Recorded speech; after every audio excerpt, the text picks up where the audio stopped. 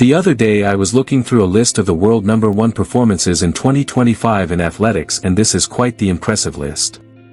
We saw Mando Duplantis break 4 world records this year, reaching 6:30 m in the pole vault. We saw Kashane Thompson from Jamaica prove his speed yet again with another world-leading mark of 9:75 in the 100. And we saw the newcomer Colin Cabanashippy drop an absolute bomb in the 400, achieving a world #1 mark of 43:53 seconds. The full list of world #1 performances in track and field this season are slam-packed with many of the best performances in history.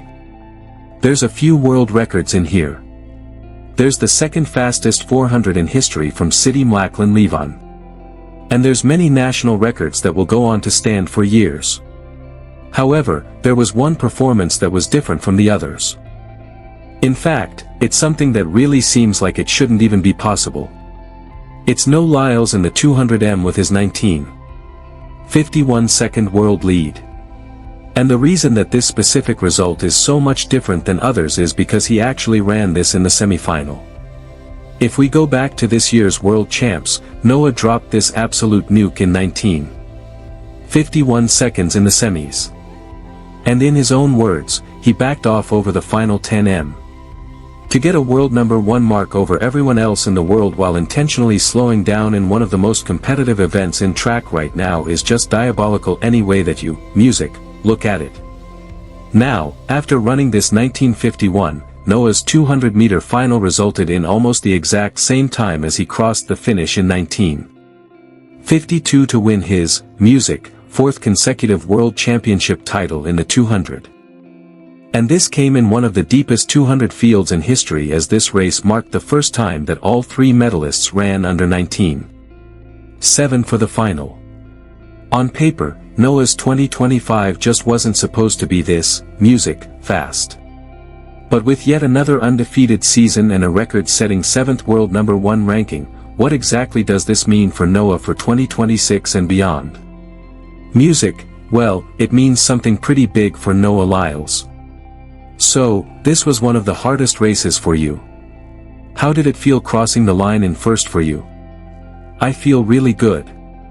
They ain't going to beat me now. They ain't going to beat me ever. This is no lie, just moments after winning the 2025 United States Track and Field Championships in the 200. With the finishing result of 1963, Noah managed to take down Kenny Berner in Eugene, a man that had been undefeated up until this point. And despite running much less on the international scene due to injury, Noah showed up and put together another half-lap masterclass. Music, even when Noah was struggling to find his form, he took down an athlete that had defeated some of the best runners in the world this season. And with music, this single win, Noah's confidence absolutely skyrocketed.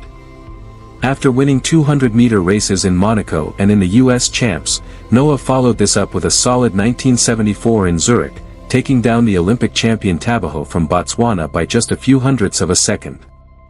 And then after these 3 races, music, he then came back to the World Championships and he was even more hungry than before. With times of 1999 in the opening round, 1951 in the semis, and a 1952 in the final, Noah closed out yet another undefeated season with a bang. And over the course of just 2 days, he ran the 2 fastest times in the world for 2025. And when summarizing his season, it is yet another historically fast year. He only ran under 20 for every 200. He won yet another Diamond League trophy, totaling 6 in his career. And why don't you take a guess at what his season average was in the 200?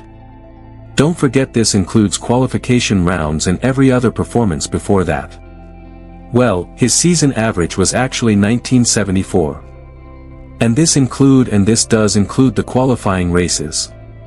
But if we eliminate these races, Lyles's 200 average goes down to 1965. Objectively, one of the quickest years in the history of the 200.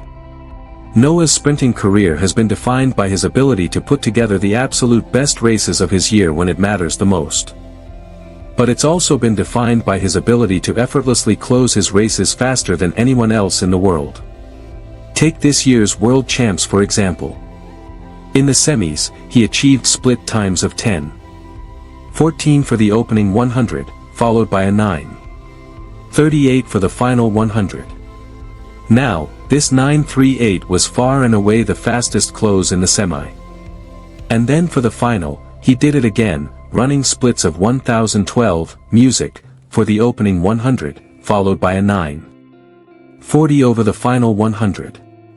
When Noah officially crosses into championship racing season, he is a dangerous athlete and he is almost guaranteed to win if he's even in relatively good fitness. And even though his 2025 was quite impressive as he also won the bronze in the 100 and the gold in the 4x1, not everyone has been happy about his placement in the World Athletics Athlete of the Year conversation. Over the past few weeks, the track and the field athletes of the year have been announced on the World Athletics Instagram page. And for the track athlete of the year, the finalists have been announced as Emmanuel Wayani from Kenya and Noah Lyles from the US. Now, both athletes were the world champions this year, music, and they both have the world's fastest times in their respective events. But many have expressed both concern and confusion as to why Noah was actually placed in the finals in the first place. One person actually wrote, "Why is Noah a finalist? Let's be for real here. I'm American." Someone else wrote, "What music did Noah do?" And someone else wrote, "I don't understand Noah being here. I swear."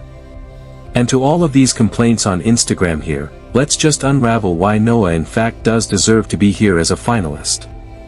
He went undefeated in the 200.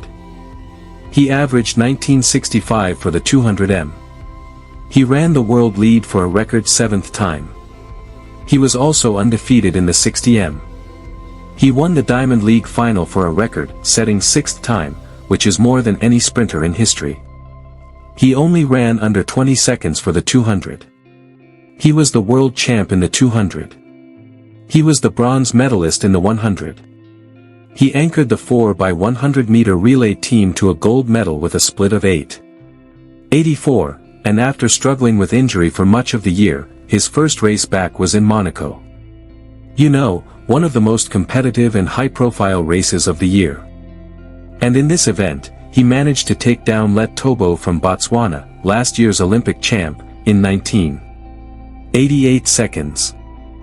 I'm not sure if it's just Noah being so good for so long resulting in voter fatigue or if these, music, people genuinely just don't understand how track works, but Noah really did put together an amazing season and it rivals some of the best 200 seasons in history.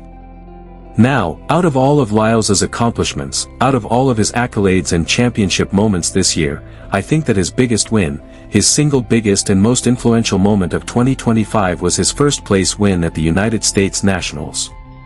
Now, over the past few months, this 200 race has been overshadowed by the fact that Noah and Kenny Bednarek had a fairly interesting moment as the race finished as Noah stared down Kenny at the finish line and then Bednarek actually pushed Noah about 10 m after they crossed the tape. But looking outside of this drama, the race itself here was absolutely fascinating because over the opening 100, Bednarek got a solid gap over Lyles. And even though he had about a step and a half on Noah, Noah still made a crazy comeback, which resulted in his final 100 being measured in approximately 9:31 seconds. This close was even faster than his world championship finish, meaning that Noah's strength is still at a ridiculous level. But the reality of his 2025 season was that it was only a small fraction of what he was truly capable of doing. If Noah had a full season of training behind him with no injuries to prevent him from running, there is no doubt that he would have gone faster than 1951. And while this finish was already impressive, Noah's sights are still set at a much faster clocking. During much of Noah's 2025 campaign, he talked about the possibility of winning yet another 100 world title, but he also talked about the idea of breaking Bolt's 200 record. Now, Noah's 100-meter training most definitely requires much more power work compared to 200-meter running, meaning that getting his start and opening phase down becomes much more of a priority when primarily focusing on the 100. If Noah were to set his sights completely on the 200, he firmly believes that he can in fact get the record, but the 100 is ultimately where he won the Olympic gold. Being so good at two different events requires a very careful balancing of skills that most could never master. You need to get your start at a very elite level. You'll need your drive phase, music, at max power. You'll need top speed abilities that rival many of the world's best. But you'll also need one special characteristic that Noah has mastered, and that is top speed maintenance. And this gift, as he calls it, could bring in some very special clockings for 2026 and beyond. Thanks for watching everyone, and as always, until next time.